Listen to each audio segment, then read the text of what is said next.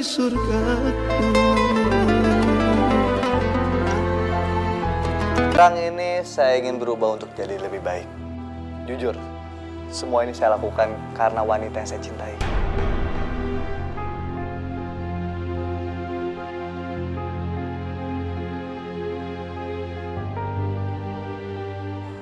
Dan sekarang, saya sedang berusaha untuk jadi lebih baik.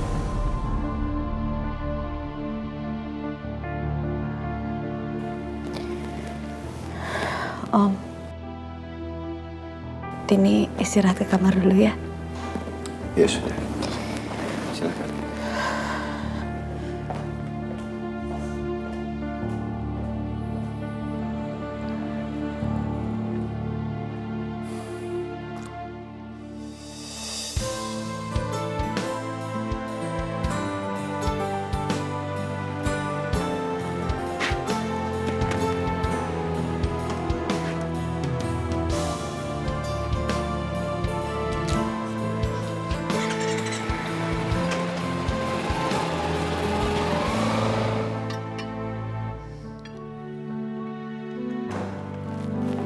Pagi Om.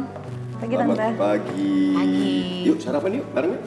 Om duluan ya, maaf ya. Iya Om, Tini nanti aja sarapannya di kantor. Tin, semalam Tante lihat Boy lo di TV. Iya Tante, kelihatan banget ya dia udah mau berubah. Dan Tini rasa dia udah bener-bener mau berkorban. Ya, ya. Om akui memang menyumbangkan harta yang cukup besar. Itu membutuhkan pengorbanan yang besar juga. Apalagi tidak mungkinlah melakukan sebuah perbuatan seperti itu di dalam kondisi saat ini yang semuanya memerlukan uang, serba uang. Tapi Om, yang Tini heran. Jadi Ilham itu datang ke Tini Om. Dan Ilham itu dia punya pemikiran yang sama persis dengan Om. Ilham gak yakin kalau Boy itu akan berubah. Tapi ya Tante, nyatanya Boy sekarang mau meninggalkan hartanya. Tapi Om itu ragu. Di zaman seperti sekarang ini, yang semuanya serba sulit, itu jarang menemukan orang yang jujur. Itu bisa dihitung dengan jari. Nah, yang saya lihat, yang kelihatan agak jujur, itu Ilham, Iqbal. Hah, Iqbal? Siapa? Tini, Iqbal siapa? Ih, ada newcomer nih, tapi nggak cerita-cerita sama Tante. Tante, Iqbal itu kenalannya Om Egi. Tapi ya nggak usah dibahas lah. Oke, kalau gitu sekarang nggak usah bahas Iqbal. Kita bahas Ilham ya, Mas Egi. Ilham menurut saya manusia paling pelin-pelan abad ini.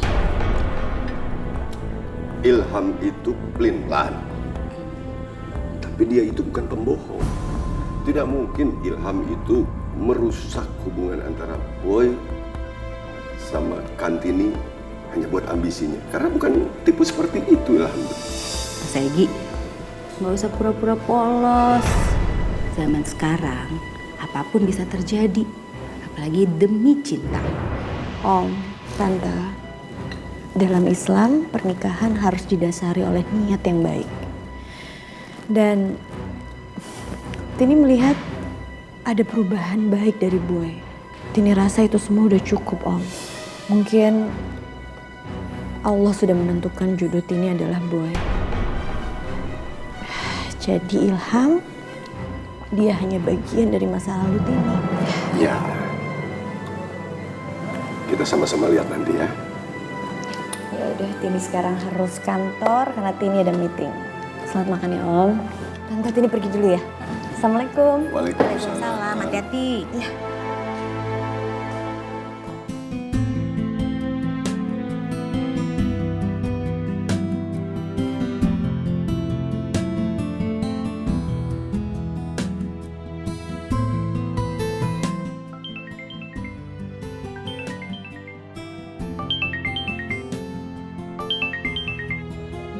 Halo, assalamualaikum. Iya, saya sendiri. Baik Pak, saya akan ke sana, tapi saya ke kantor dulu pengen ngambil berkas-berkas. Baik. Waalaikumsalam.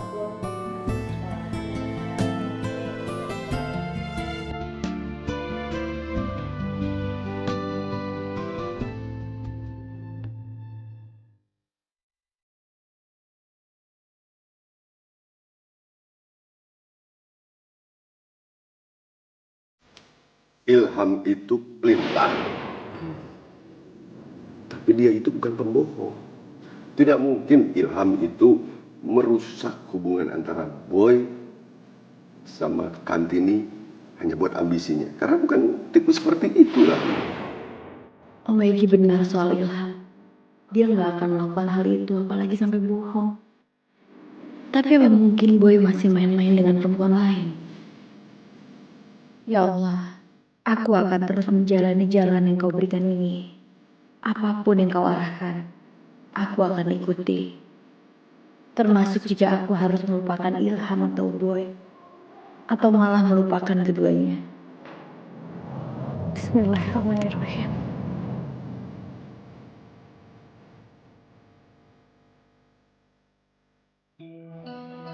Selamat siang Pak. Selamat siang. Saya Ilham, penghulu. Saya ada panggilan untuk menikahkan orang di sini jam 10. Loh, Mas ini kan yang tempo hari ditahan di sini kan? Mas ini penghulu. Iya. Mas mau nikahin orang di sini? Yang bener aja Mas. Masa mau nikahin di sini? Mas, polisi aja mau nikah aja di masjid atau di KUA. Mas mau nikahin siapa sih? Saya akan menikahkan tahanan Pak. Saya ditelepon sama Bapak Kepala Kepolisian di sini untuk menikahkan. Oh, tahanan. Saya kirain orang luar. Ayo Mas, saya antar dalam. Lan. Makasih. Assalamualaikum. Waalaikumsalam. Arafah? Kamu sendirian? Iya Umi, tadi habis ngajar deket sini. Jadi sekalian mampir deh. Yaudah, duduk. Yuk. Mau minum apa? Oh, nggak usah Umi, nggak usah repot-repot. Nanti aja. Aduh, Ilham itu bener-bener tega ya biarin kamu kesini sendirian. Nggak apa-apa Umi. Kan Mas Ilham juga lagi kerja. Ah iya, gimana kabar ibu kamu? Alhamdulillah sehat Umi. Dan Arafah kesini sekalian mau cerita soal ibu. Gini Umi, ibu selalu nanyain gimana hubungan Arafah sama Mas Ilham. Kapan Arafah sama Mas Ilham menikah? Karena mungkin kan emang sebelumnya Mas Ilham udah pernah berjanji. Maaf ya Umi, Arafah jadi cerita kayak gini. Nggak apa-apa. Dan kayaknya Mas Ilham masih ragu dan belum yakin sama Arafah. Mas Ilham selalu minta Arafah untuk menunggu dan sabar menunggu. Tapi Arafah nggak tahu sampai kapan.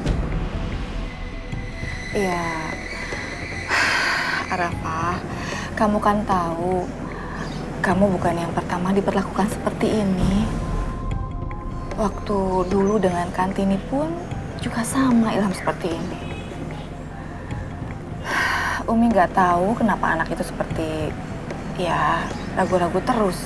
Bahkan pernah abinya mau mencoba menjodohkan Ilham. Tapi ya tetap begitu juga. Tapi Ilham tidak bisa